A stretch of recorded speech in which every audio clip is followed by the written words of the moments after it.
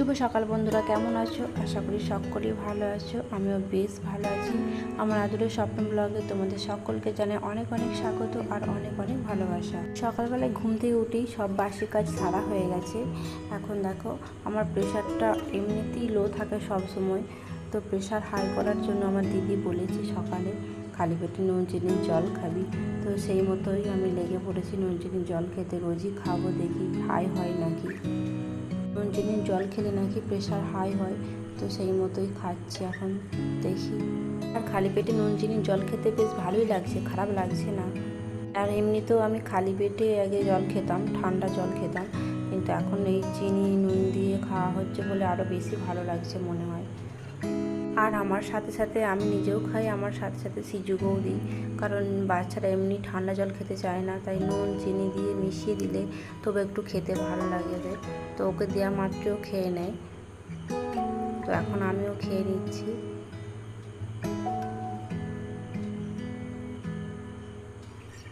তো এবার যাবো সিজুকে আনতে। সিজু গেছে টিউশন, তো সিজুকে আমি আনতে এসেছি। সিজু বাড়ি যাচ্ছে, দেখো। আচ্ছা চলো, তুমি চলো।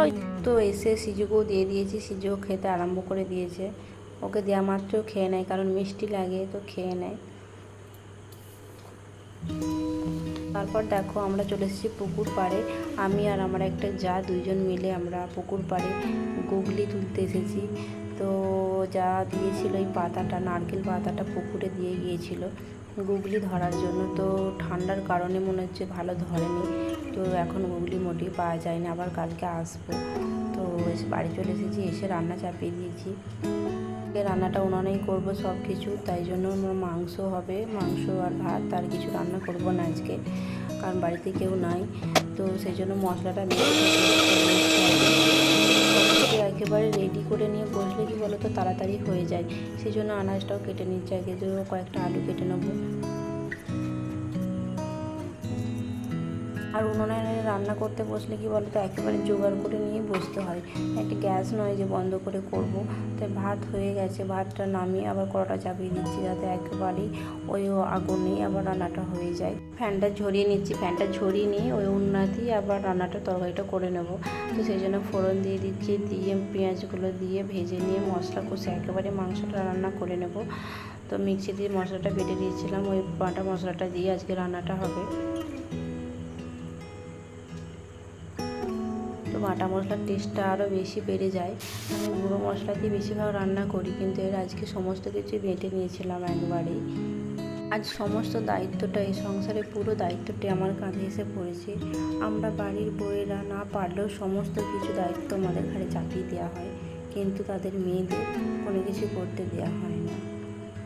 সংসারের দায়িত্বটা আমার উপর দেওয়া মানে সেই দায়িত্বটা পালন করা আমারও কর্তব্য। তো সেই কারণে নিজেকে অনেকটা স্ট্রং রাখার চেষ্টা করি, সব দিক থেকেই মোটিভেট রাখার চেষ্টা করি। তো দেখো, এদিকে বলতে না বলতে আমার রান্নাটা প্রায় হয়েই এসেছে, মাংসটা কষানো হয়েই এসেছে।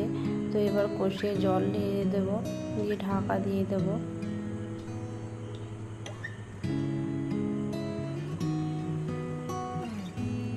আর উনানের রান্নার একটা আলাদাই টেস্ট হয়, তো সেই কারণে আমার মাঝে মাঝে করতে ভালো লাগে, তবে রোজই করি না উনুনে, মাঝে মধ্যে করি।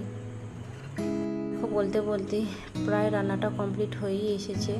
তো রান্নাবান্না সেরে আমি চলে এসেছি রূপচর্চা করতে। তো এখন সেভাবে কিছু করা হয় না, পার্লারের মতো সেরকম কিছুই করি না। ওই ঘরোয়া পদ্ধতিগুলি আমি বেশিরভাগ ব্যবহার করি, কারণ আমার অন্য কিছু মাখলে মুখে শ্যুট করে না, সেই কারণে একটু মুলতানি মাটি আর গোলাপ জল মাখা হয় এখন। আগে আমি অনেক কিছু ব্যবহার করতাম, এখন আর মুখে ওইসব কিছু ব্যবহার করিনি, অন্য কিছু র্যাশ ট্যাশ বেরিয়ে যাচ্ছে বলে। তো দেখো কেমন ভূতের মতো লাগছে না, কেমন ভয় ভয় লাগছে। তো এটা 10-15 মিনিট রাখবো, খানিকক্ষণ স্নান করার আগে 10-15 মিনিট রেখে স্নানটা সেরে নেব। তো এটা সবাই ভেবো না যে আমি রোজই মাখি, কারণ আমার খামখেয়ালি, হয়তো সপ্তাহে একদিন হলো মাখা, তারপর আর মাখলাম না, এরকম যে রোজ মাখছি সেই সব নয়। রোজ মাখার আমার মনেই থাকে না যে মাখতে হবে, মন খেয়ালি যখন ভালো লাগলো একটু মাখলাম, আর যখন ভালো লাগলো না মাখলাম না, এইরকম মনে হয়। নাহলে এগুলো আমি কবে কিনেছি, আমার এখনও পোড়াবার নামই করছে না। তো এই অবস্থা আর কি।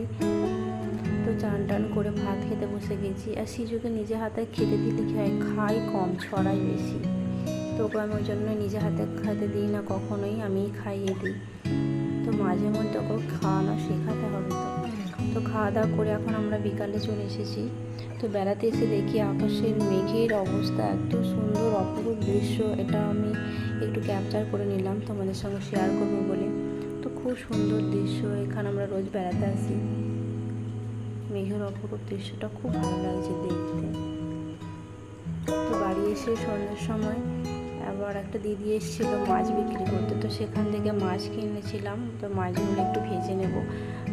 পুঁটি মাছ, ডেনকনি, মৌরলা এরকম ছোটো মাছ এনেছিল। তো সেগুলি পাঁচমিশালি মাছ। তো সেগুলি একটু ভেজে নেব, ভেজে রাত্রে খাওয়া হবে। সর্বশেষে একটা কথাই বলবো, আমার এই ছোট্ট ভিডিওটি তোমাদের যদি ভালো লেগে থাকে অবশ্যই একটি লাইক করে দিও। আর ভিডিওর কোনো অংশ ভালো লেগে থাকলে অবশ্যই কমেন্ট করে জানাতে ভুলো না। আর আমার চ্যানেলে নতুন বন্ধু হয়ে থাকলে অবশ্যই চ্যানেলটিকে সাবস্ক্রাইব করার অনুরোধ রইল।